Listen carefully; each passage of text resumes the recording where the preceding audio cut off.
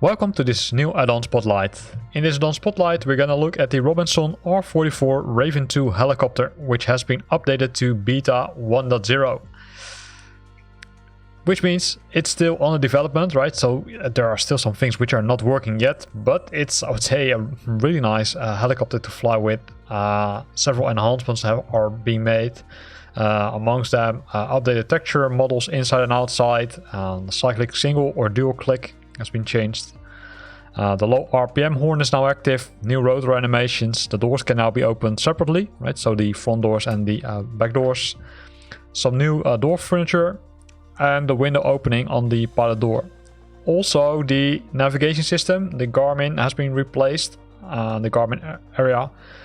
It has been replaced by the Garmin GTN 750, and that requires you to install some additional add-ons if you're not having them already installed.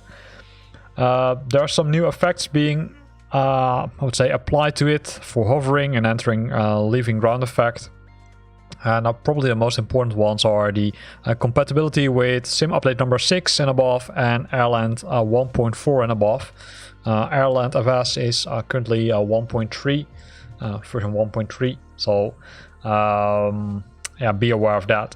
So let me switch over to the download sites. The first thing, of course, what you need is the Robinson Raven II helicopter itself. You can download it from flightsim.2. I will post the link in the description of this video. You can simply press the download here. That's the first one you need. Then the second one which you need is the GTN 750. That's from pms50.com. There's a free version and there's, I would say, a premium version. The premium version has some additional functionalities, but it's as it says, right, it's a little bit misleading, but the free version is this one, which is indeed free. The premium one requires a subscription, so be aware of that. So here's a list of, okay, what does it have and what does it not have. You can see that the majority of the functionalities are available, like the maps, the transponders, messaging, but things like terrain map, traffic page, navigraph charts, those are not, I would say, in the free version and would require you to buy a subscription. Prices can be found here. It's 25 euros per year, or you can buy it for 75 euros for lifetime.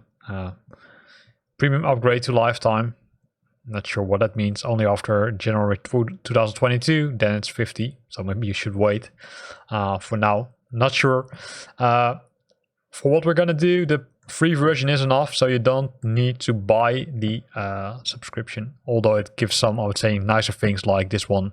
It includes the navigraph features in it directly. Then the third download you need is AirlandFS, and we saw that it's required for several helicopters. The Robinson 44 is one of them, but also the native H60 project, the MIL MI2, and the FlightSim Squadron helicopters. Those do require AirlandFS. So once you downloaded them, then you need to do one important thing, and let me show that here. That's inside the community folder. You need to place, I would say, the two helicopters, or three, the helicopter and the instrument. So you need to have the PMS instrument GTN 750. You need to extract it here.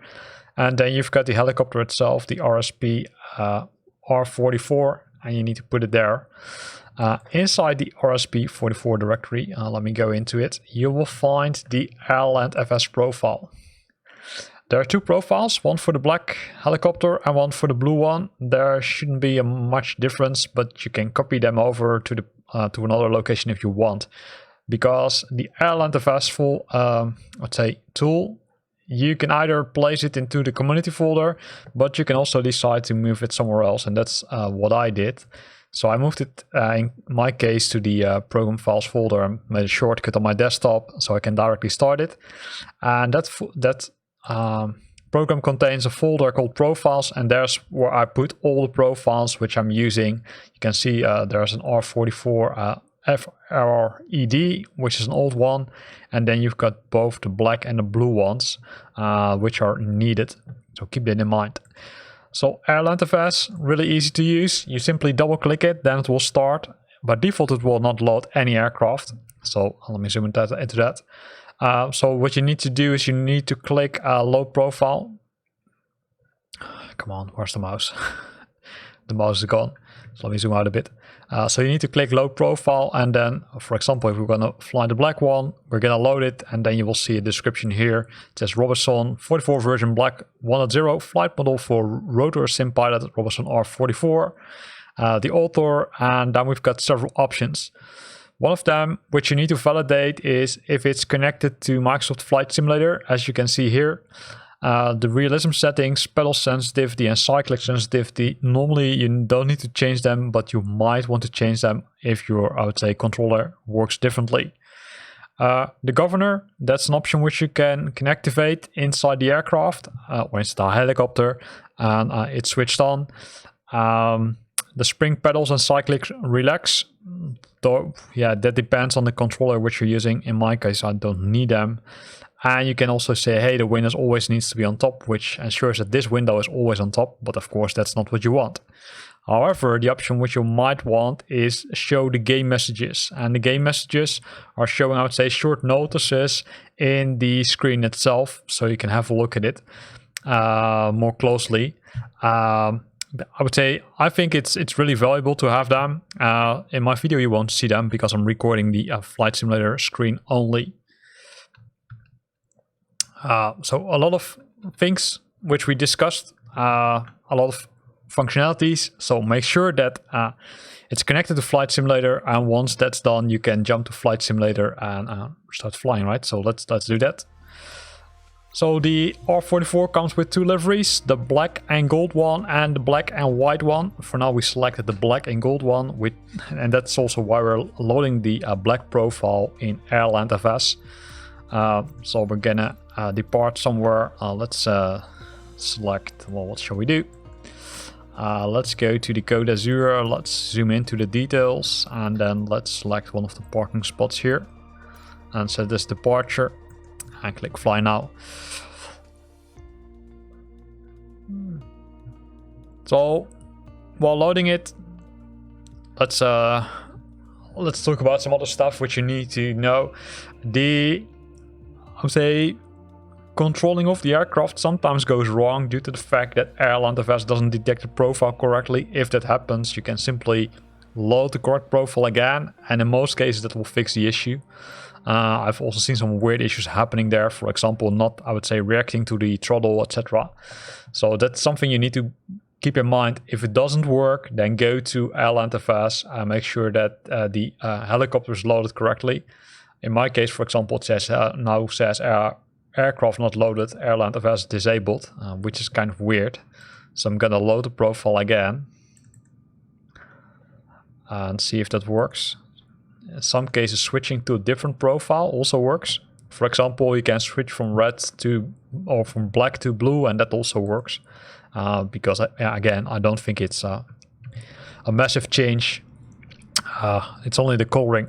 So this is the helicopter from the outside. So you can see it's a nice one. It's black and gold. A lot of details, right? So you can see that I would say that they did their work pretty well. You can see that it has both doors on the front and doors on the back to, I would say, ensure that the passengers also can get outside of the aircraft. If we would go inside the aircraft, so let's do that. We will see the cockpit. The cockpit, here's the throttle and the which you can open. You've got the friction increase. We've got the start buttons, etc. And then on the top are also some important buttons. Not all of them are working yet. Now, for example, this one is not working. Oh, wrong side. The brake is working, and that's the one we need. And you can switch on the cabin lights, but that button is also not working yet. But I do expect that it will be, I would say, that it's work in progress. Other than that, let me go to the normal way of working. We see a lot of things here in the helicopter, right? We can see all the fuses here. We can see the navigation part here. We can see the key here. We can see the buttons to switch on the aircraft, the lights, the brakes, at least the warning, the light that the brake is set. Same thing as for the altitude, the engine fire, oil temperature, and the governor off. That last one we will have a look at closer. And then on the top we also have a lot of lights for the clutch, the starter on, the low fuel, the low RPM. So be aware of that. Here on the joystick itself, you will find some interesting things. One of them is to open the doors, and you can see now I can look outside, right? So if I'm not going outside the aircraft, you will see that the doors are also opened. It will open up all the doors in the aircraft, so both the front and back doors. So going back into it, we can also close them, of course. Then we've got the canopy, or not sure if I'm pronouncing it correctly, and that will put this on the the aircraft. So it will put, I could say, it looks like it's some kind of a cover to protect the helicopter if you're not using it. You can easily remove it also. And you've got the floats. The floats, I can switch them on, and then you can land on the water, which is cool. So it still allows you to both land on the water, but also on the ground. So a lot of options are here. Then all the meters, they are looking very detailed, right? So they're looking very sharp, very nicely modeled. And then there are some secret things.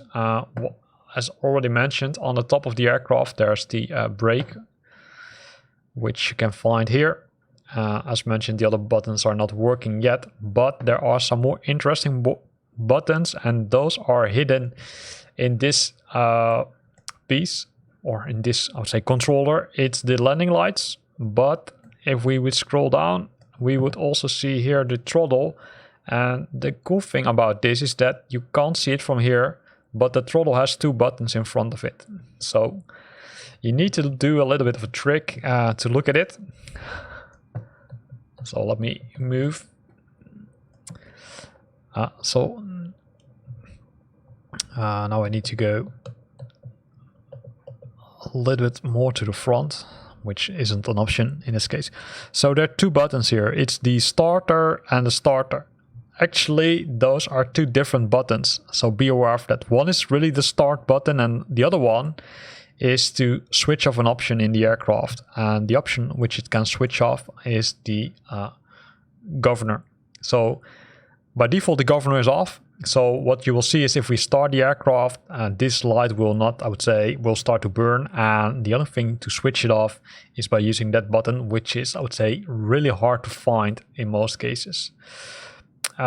Another thing which I want to warn you for is if you go to the general options and you play it with the cockpit interaction, then some of the buttons are working differently, right? If you're using the lock mode, it makes sure that it works with all the variants of controllers.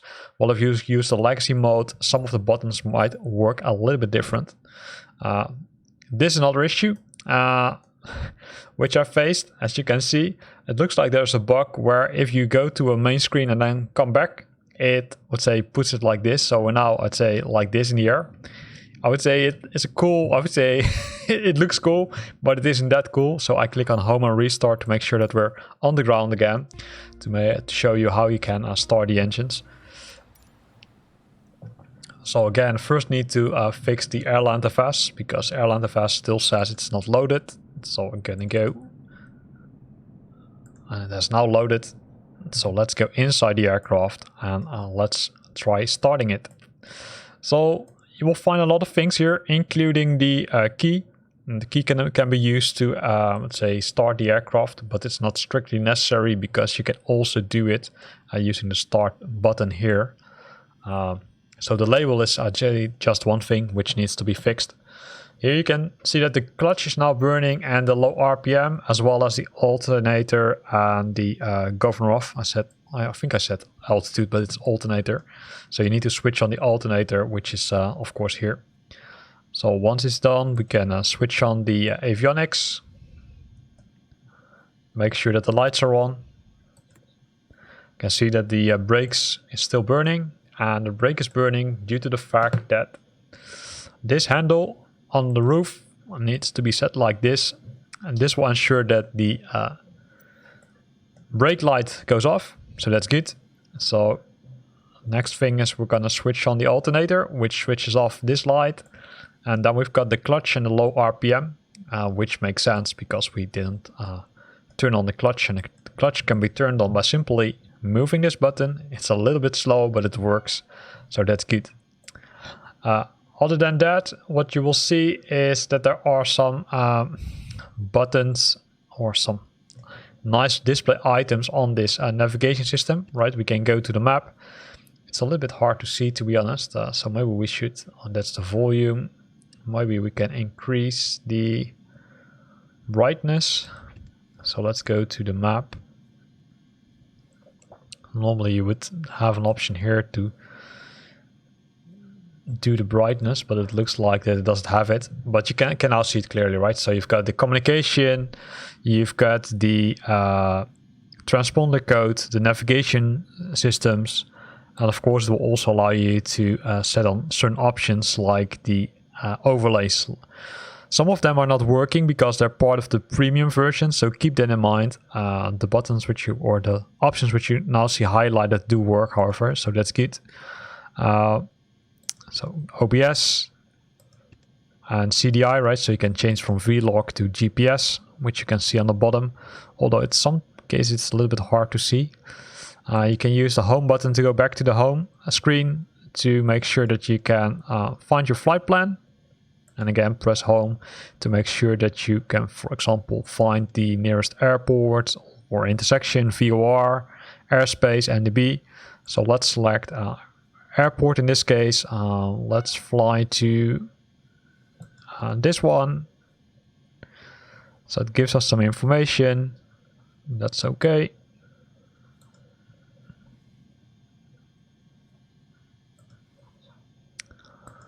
Now say direct, and then we can go to this one direct, as you can see. So if we would now go to home again and go to the flight plan, we need to set the origin.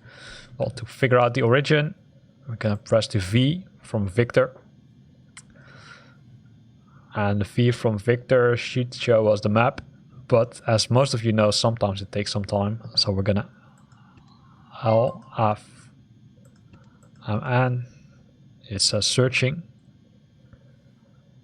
Yeah, that's correct. Hit enter, so that's our origin. And set a destination. Well, I don't want to set a destination like this. I want to do a direct to.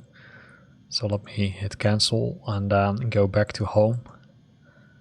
Go back to nearest airport.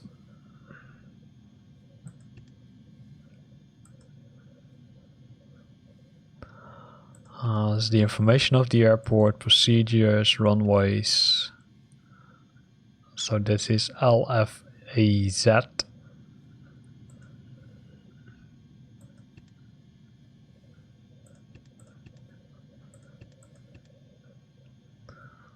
Hit enter.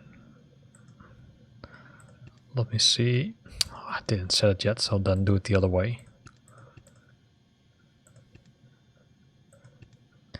So now it has set the destination, so that's good. So we're all set. So now we can start the engines, but there comes the tricky part, right? There are two buttons here. And the question is, which button do you need to push? You can see it here. Oh, there's one other important thing which we forgot to do, is we need to make sure that the view is open. You can see that it's, I would say this is the nasty part, because it's also, I'd say, not pretty clear about how to manage that thing. So what we're gonna do is hit Ctrl E, so that we don't have to push the weird buttons. You can see that low RPM is now gone, and also the GOV is now off. So let me show you the difference. No, that is the wrong button. So now you can see the golf is off, right? So it actually is the left button, and if we press it again, then it's off. It looks like that they need to fix this piece to show the correct naming, but that's just my, let's say my thought about it. So now we're ready, right? We don't have any burning red lights anymore, so everything looks cool. Let's go airborne. So resetting the view, and then increasing the power, and then let's see what happens.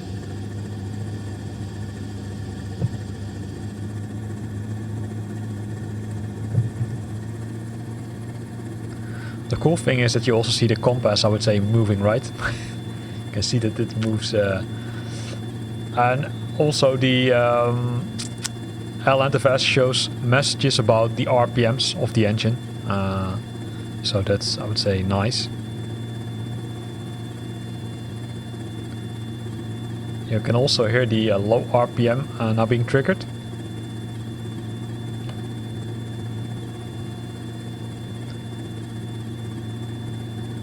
Not sure why low RPM is triggered, because we're, let's say, the RPM is at 86%, so that should be, normally I would expect that it would be enough.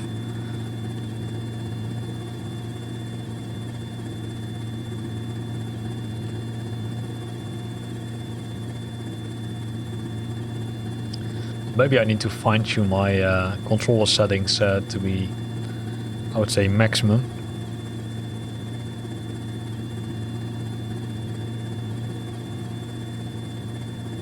And here we're flying with the helicopter, right? So I'd say it's a nice experience.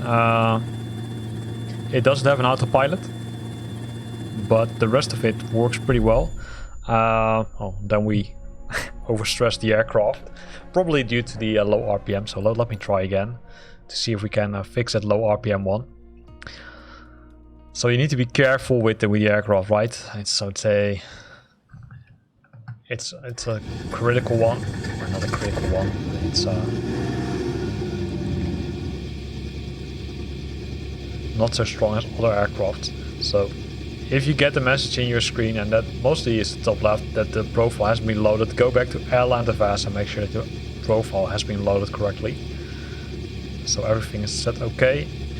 There's one thing which you need to be careful about. If you're hitting the Ctrl E key, it won't switch on the clutch, and it also won't switch off the golf, so that's something you need to do manually. So done that. So let's see.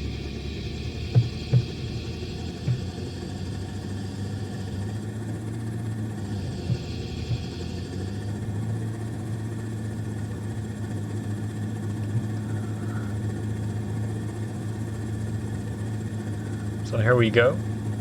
And the thing is that the weird thing is that if you press low, that low RPM only starts to burn if you're going full throttle. Because I now opened it, let's say 3 1/4 or something, or 3/4, and then we don't see it happening.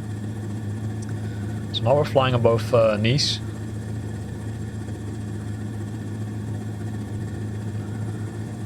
And once airborne, I'd say it's it flies, as you can see, it moves really fast.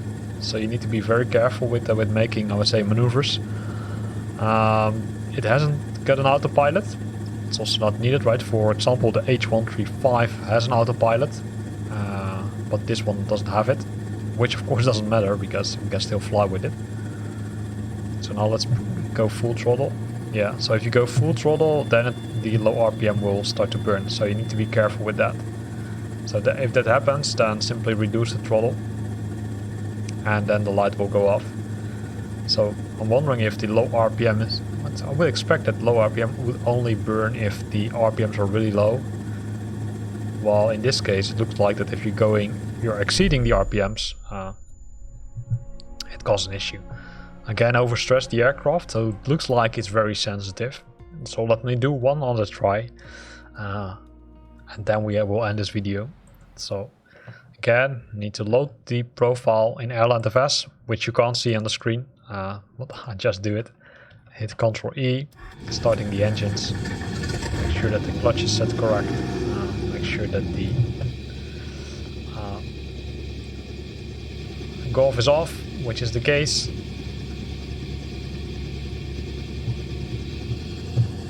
and then we can go airborne.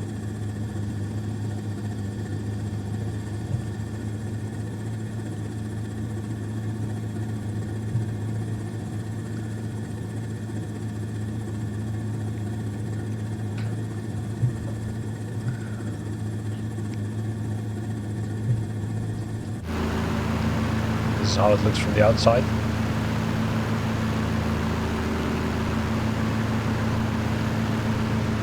So it tries to climb, so you need to be careful with that, because else you're overstressing the aircraft. You can see that behind the aircraft you can see the heat of the engine.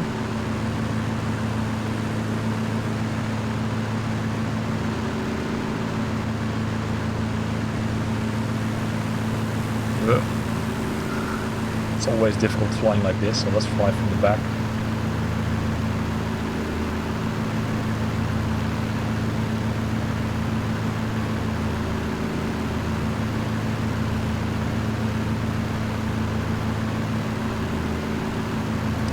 Probably the overstressing of the aircraft is caused by the speed, right? You need to keep an eye on the speed. So with the speedometer, you can see it pretty well from right in front of us. So we're now going roughly 70. You can see that the vertical speed also is it's 15, and the RPMs are around 2000, a little bit higher.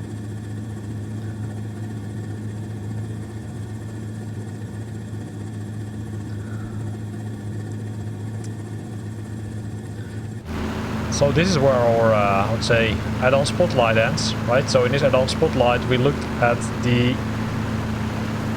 helicopter project called the Robinson R44 Raven II. It has been updated to beta 1.0, which means there's still some work to do, but let's say for now it looks pretty well.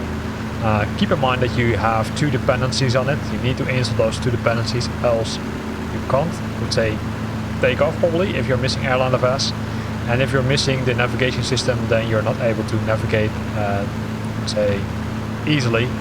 Then you only can see the ground, if I'm correct, because I also missed it initially. Nice aircraft, still some work to do, but I would say besides the H135 it's probably one of the let's say top projects, and the good thing is it's for free, right? It's built by the community, so you don't have to pay anything for it. Unless of course you want to have the paid version of the navigation system that requires you to pay a certain amount of money. Here ends this add-on spotlight. Hope you liked it. If you liked it, then consider to use the like button. If you've got questions or comments, then feel free to post them in the comment box below. And if you want to stay up to date about new videos I'm posting, then consider subscribing to my channel. Thanks for watching and see you next time.